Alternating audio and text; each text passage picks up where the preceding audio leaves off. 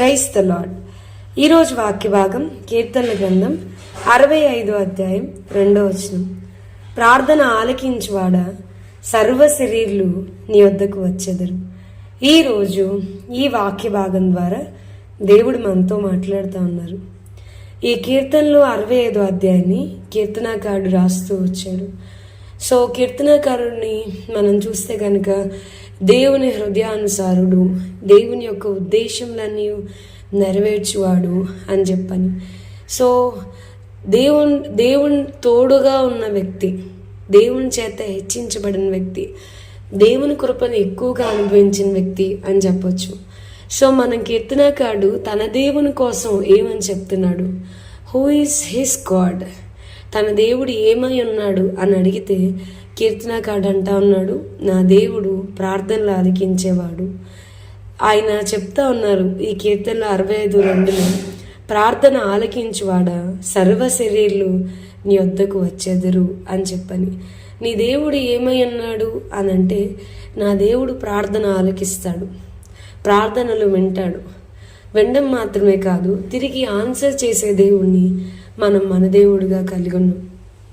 ఈ మధ్యకాలంలో నా యవన కాలపు ప్రేమ దేవునికే అని చెప్పని జాషువా డానియల్ గారు రాసిన పుస్తకాన్ని చదువుతూ ఉన్నప్పుడు అందులో ఆయన చెప్తూ వచ్చారు, తనకి 15 సంవత్సరాల వయసు వచ్చినా కూడా రక్షించబడకుండా, మారు మనసు పొందకుండా క్రీస్తుకు దూరంగా పరిగెడుతున్నప్పుడు వాళ్ళ నాన్నగారు మరి అప్పటికే సేవలో ఉన్నారు డానియల్ గారు.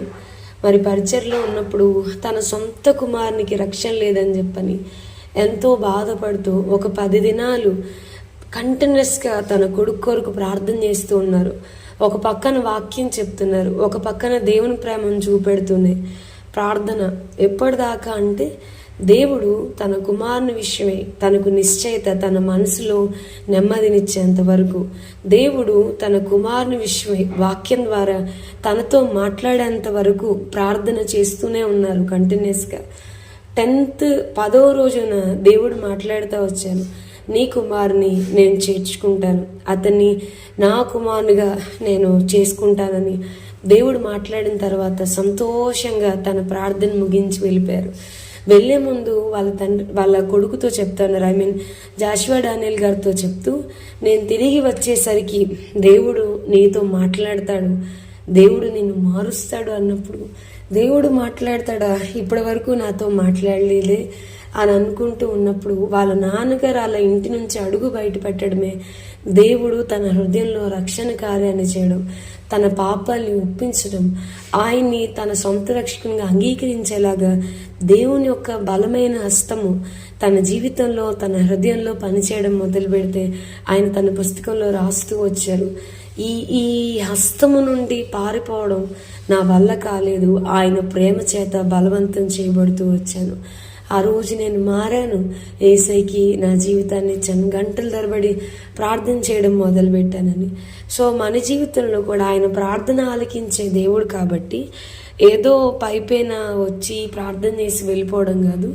అంటిల్ అన్లెస్ ఇర్మియా భక్తుడు అంటా ఉన్నాడు కదా, యెహోవా దృష్టి నుంచి ఆకాశం నుండి చూచు వరకు నా కన్నీరు ఎడతెగక కారుచుండునని.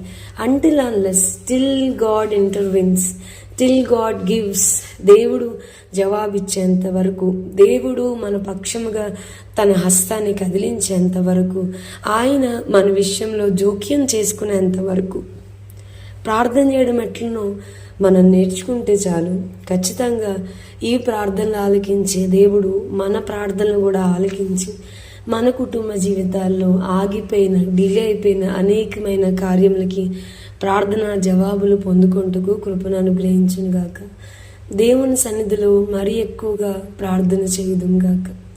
వినని దేవుళ్ళ దగ్గరికే ఎంతో ప్రయాసపడిపోయి ఎన్నో గంటలు క్యూలు కట్టి అంత చేస్తే మనం కార్చే ప్రతి కన్నీరు పరలోకంలో ప్రతిధ్వనిస్తుంది అని అంటే, మనం చేసే ప్రతి ప్రార్థన ఆయన విని తిరిగి మనకి జవాబిస్తారంటే మనం ఇంకెంత భారంగా, ఇంకెంత నిష్ఠగా ప్రార్థన చేయాలి.